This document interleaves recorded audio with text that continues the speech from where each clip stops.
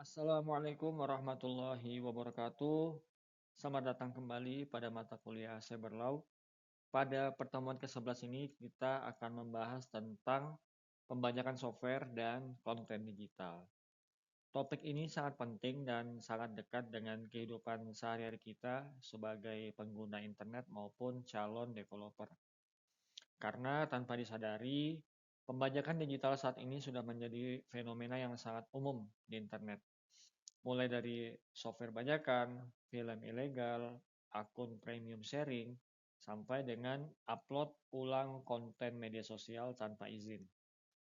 Bahkan, banyak orang menganggap hal tersebut sebagai sesuatu yang normal, padahal dalam perspektif cyber law, pembajakan merupakan bentuk pelanggaran hak kekayaan intelektual yang memiliki dampak hukum, ekonomi, dan etika. Ada 5 poin yang akan saya bahas pada pertemuan kali ini. Yang pertama, tentang bentuk pembajakan software dan konten. Kedua, faktor penyebab pembajakan. Tiga, dampak pembajakan bagi industri digital. Empat, perspektif hukum dan etika digital. Dan yang terakhir, tentang tantangan pembajakan di era internet dan AI. Kita langsung ke poin pertama, yaitu bentuk pembajakan software dan konten. Pembajakan digital adalah penggunaan, penyalinan, distribusi, atau penyebaran karya digital tanpa izin pemilik hak. Karya digital yang sering dibajak sangat beragam, mulai dari software, game, musik, film, e-book, template desain, kursus online, hingga akun premium digital. Di era internet, file digital dapat disalin tanpa mengurangi kualitas file aslinya. Hal inilah yang membuat pembajakan digital berkembang sangat cepat. Berbeda dengan barang fisik, file digital dapat diperbanyak ribuan kali hanya dalam hitungan detik. Dan internet membuat distribusi file tersebut menjadi sangat mudah. Inilah alasan mengapa pembajakan digital menjadi tantangan besar di era modern. Pembajakan software adalah salah satu bentuk pelanggaran digital yang paling sering terjadi. Contohnya, penggunaan software premium tanpa membeli lisensi resmi. Biasanya, software tersebut di-crack menggunakan serial key ilegal atau dimodifikasi supaya bisa digunakan secara gratis. Fenomena ini sering ditemukan pada software editing, office, desain grafis, hingga aplikasi mobile premium. Banyak pengguna menganggap software digital tidak masalah jika digunakan tanpa membayar karena tidak mengambil barang fisik. Padahal developer dan perusahaan telah mengeluarkan biaya besar untuk membuat software tersebut. Mulai dari biaya pengembangan, riset, server, maintenance, keamanan, hingga gaji developer.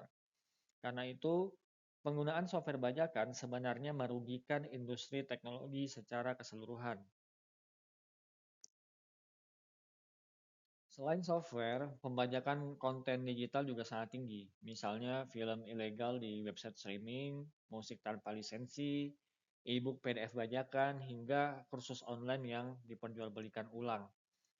Di media sosial, upload ulang konten kreator juga menjadi bentuk pembajakan digital yang sangat umum. Contohnya video TikTok atau YouTube yang diunggah ulang oleh akun lain untuk mendapatkan views dan monetisasi. Masalahnya, banyak pengguna internet menganggap bahwa jika suatu konten sudah ada di internet, maka bebas digunakan. Padahal, setiap karya digital tetap memiliki pemilik hak. Fenomena ini menunjukkan bahwa masih rendahnya kesadaran masyarakat terhadap hak kekayaan intelektual digital. Berikutnya, poin kedua, faktor penyebab pembajakan. Ada banyak faktor yang menyebabkan pembajakan digital masih sangat tinggi hingga sekarang. Faktor pertama adalah ekonomi. Beberapa software atau layanan digital memiliki harga yang cukup mahal bagi sebagian pengguna. Akibatnya, banyak orang mencari alternatif ilegal.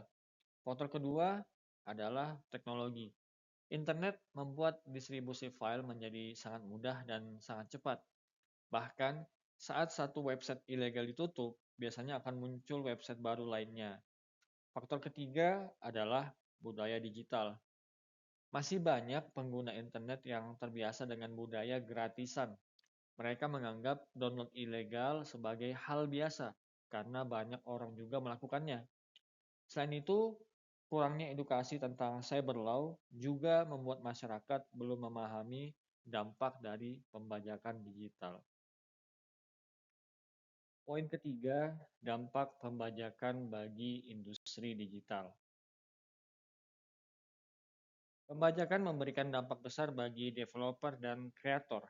Dari sisi ekonomi, mereka kehilangan pendapatan karena produknya digunakan tanpa membeli lisensi resmi. Dalam industri software dan konten digital, pendapatan sangat penting untuk mendukung pengembangan produk berikutnya. Jika pembajakan terlalu tinggi, maka developer atau kreator bisa kehilangan motivasi untuk terus berkarya. Selain itu, pembajakan juga membuat persaingan industri menjadi tidak sehat.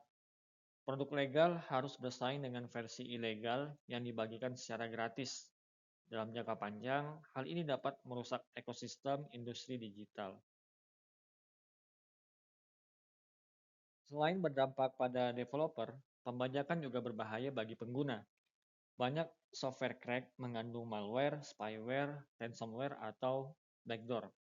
Karena pengguna mengunduh software dari sumber ilegal yang tidak terpercaya.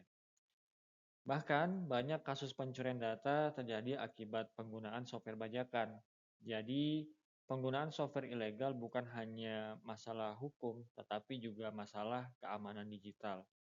Hal ini sangat penting dipahami oleh kita karena keamanan sistem merupakan bagian penting dalam dunia teknologi modern.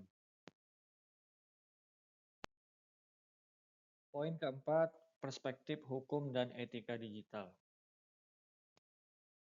Dalam perspektif cyber law, pembajakan termasuk pelanggaran hak cipta dan distribusi digital ilegal. Di berbagai negara, termasuk Indonesia, terdapat regulasi yang mengatur pelindungan karya digital. Namun, tantangan terbesar adalah penegakan hukum di internet, karena internet bersifat global, anonim, dan sangat cepat berubah. Selain itu, banyak platform ilegal beroperasi lintas negara, sehingga sulit untuk dikendalikan. Inilah sebabnya cyber law terus berkembang mengikuti perkembangan teknologi digital. Dalam dunia nyata, fenomena pembajakan sering berada di area yang kompleks. Misalnya, banyak mahasiswa menggunakan software bajakan untuk belajar karena keterbatasan biaya. Hal ini menunjukkan adanya kesenjangan antara kebutuhan teknologi dan akses legal. Karena itu, banyak perusahaan teknologi mulai menyediakan student license, freemium, atau versi open source. Contohnya banyak tools developer yang sekarang menyediakan akses gratis untuk pelajar dan komunitas pendidikan. Ini menjadi solusi yang lebih baik dibandingkan penggunaan software ilegal. Poin kelima, tantangan pembajakan di era internet dan AI. Perkembangan AI juga memunculkan bentuk baru pembajakan digital. Misalnya AI yang dapat meniru suara seseorang, kemudian AI yang dapat membuat gambar mirip karya seniman tertentu, atau AI yang dapat menghasilkan video deepfake. Pertanyaannya adalah, apakah AI boleh menggunakan data internet secara bebas? Apakah hasil AI termasuk pelanggaran hak cipta? Siapa pemilik karya yang dibuat AI?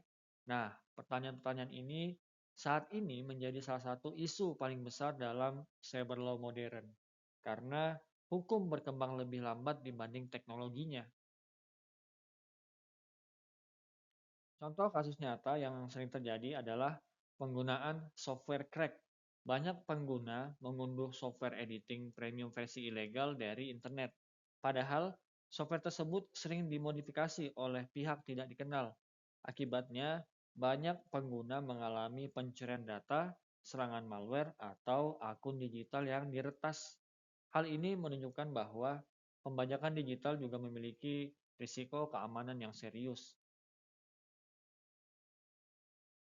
Kasus lain yang sangat sering terjadi adalah upload ulang konten kreator. Misalnya video YouTube dipotong lalu diunggah ulang ke platform lain tanpa izin. Atau konten TikTok yang di-repost oleh akun besar tanpa memberikan kredit kepada kreator aslinya. Akibatnya, kreator kehilangan pendapatan, kehilangan identitas karya, dan kehilangan traffic. Fenomena ini menunjukkan bahwa etika digital masih menjadi tantangan besar di era media sosial. Sebagai mahasiswa teknik informatika, penting untuk memahami bahwa software, source code, desain, dan konten digital adalah karya intelektual. Sebagai calon developer, kalian tidak hanya dituntut memiliki kemampuan teknis, tetapi juga kesadaran hukum dan etika. Karena di dunia industri, pelanggaran lisensi atau penggunaan software ilegal dapat menjadi masalah serius bagi perusahaan. Developer profesional harus memahami aturan lisensi dan menghargai karya digital orang lain. Untuk mengurangi pembajakan digital, ada beberapa langkah yang dapat dilakukan. Misalnya menggunakan software legal, memanfaatkan open source, memahami lisensi software, dan meningkatkan edukasi digital. Saat ini sudah banyak alternatif legal dan gratis yang sangat powerful. Contohnya GIMP untuk editing gambar, Blender untuk membuat 3D, dan LibreOffice untuk pekerjaan office. Hal ini menunjukkan bahwa belajar dan berkarya secara legal sebenarnya semakin mudah di era sekarang. Untuk aktivitas diskusi pada pertemuan ini, silahkan masuk ke Google Classroom dan jawab pertanyaan berikut ini. Menurut kalian, mengapa pembajakan software dan konten digital masih dianggap normal oleh banyak pengguna internet? Silakan berikan pendapat berdasarkan pengalaman, pengamatan, atau perspektif kalian sebagai pengguna teknologi. Dan jangan lupa memberikan tanggapan pada komentar teman agar diskusi lebih aktif dan kritis. Sebagai penutup, pembajakan software dan konten digital merupakan tantangan besar di era internet modern. Masalah ini tidak hanya berkaitan dengan hukum, tetapi juga etika, keamanan, dan masa depan industri digital. Sebagai calon profesional IT, penting untuk memahami bahwa menghargai karya digital adalah bagian dari profesionalisme dan tanggung jawab teknologi. Karena teknologi yang baik bukan hanya canggih, tetapi juga digunakan secara etis dan bertanggung jawab. Baik, itu saja untuk pertemuan kali ini. Terima kasih yang sudah menyaksikan sampai selesai. Semoga bermanfaat. Sampai jumpa pada pertemuan selanjutnya. Wassalamualaikum warahmatullahi wabarakatuh.